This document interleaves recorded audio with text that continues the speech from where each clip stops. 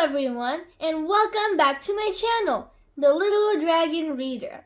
Today, I have an enchanting sea story for you all called Satya's Boat. Here we have Baby Dragon. Hi! And our special guest for today is Barney the Beaver. Barney the Beaver loves to use his long teeth to cut down trees and use that wood to build boats, just like Satya, to embark on amazing adventures. So when I told him I'd be reading this book today, he jumped up to be our special guest. Let's dive into the spectacular story. Satya's Boat. Little Satya was the daughter of a boatman. She lived with her father, mother, brother, and sister in a house high above the river.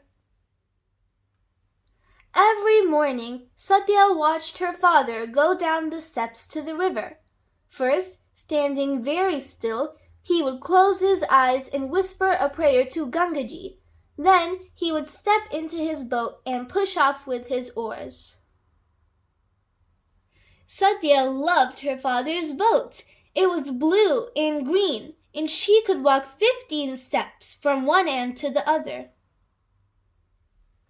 Every evening, when her father returned from work, Satya would ask, "Can I come out on the boat tomorrow and learn how to row, Papa?" "No, Satya," he would say. "You are not old or strong enough yet." And sometimes he ruffled her hair.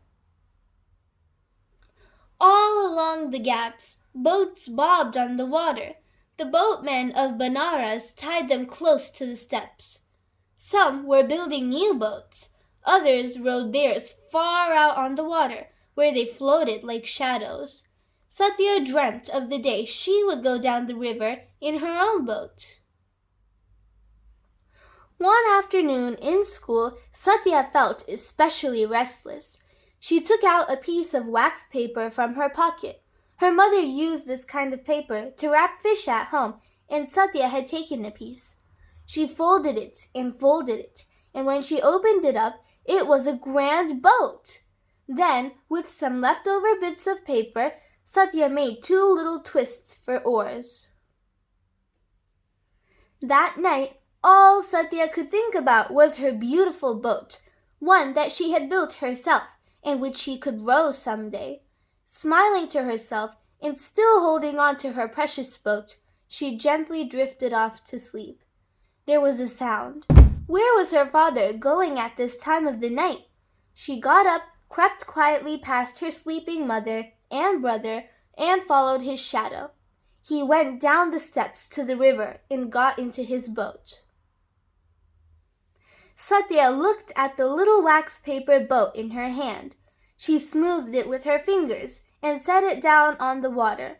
At once there was a rustling sound. As the boat touched the water surface, it began to grow larger and larger. Satya looked on in astonishment as her boat rocked gently on the water. Satya stepped into the boat. The wax paper felt smooth and light, but firm. She picked up the oars. Her hands and feet seemed to know exactly what to do, and soon she was following her father downstream. The moonlight made strange shapes of the silent buildings and the trees on the water. "Oh no! Sea monster! No!" Suddenly, Satya's father slowed. A ripple began to swell in the water. Along with it came a windy, musical sound, like the echo of a splash, and from the water emerged a magnificent creature. Satya's father stood on the tips of his toes and flung his arms around the creature's neck.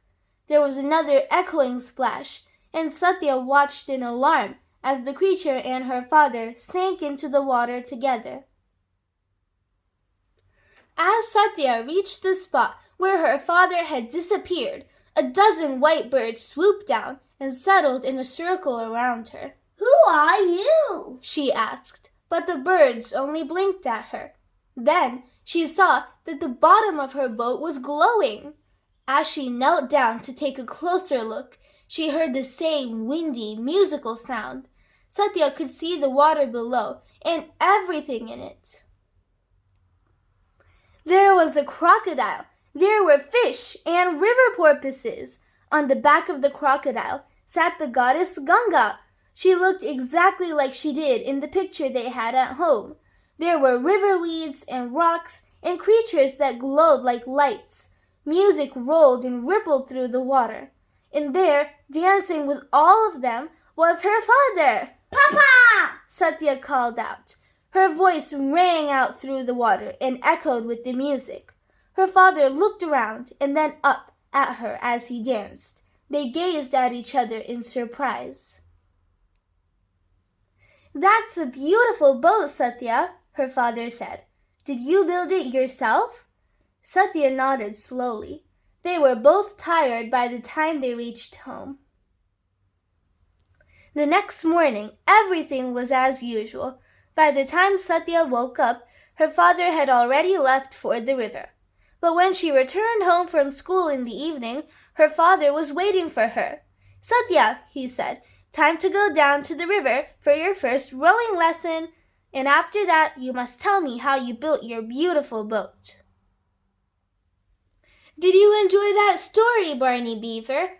I think that instead of cutting wood and rotting your teeth, you should make boats out of paper. It looks way easier and more fun to do. You could have millions of boats as it's so easy to do. If you like this video, give it a big thumbs up.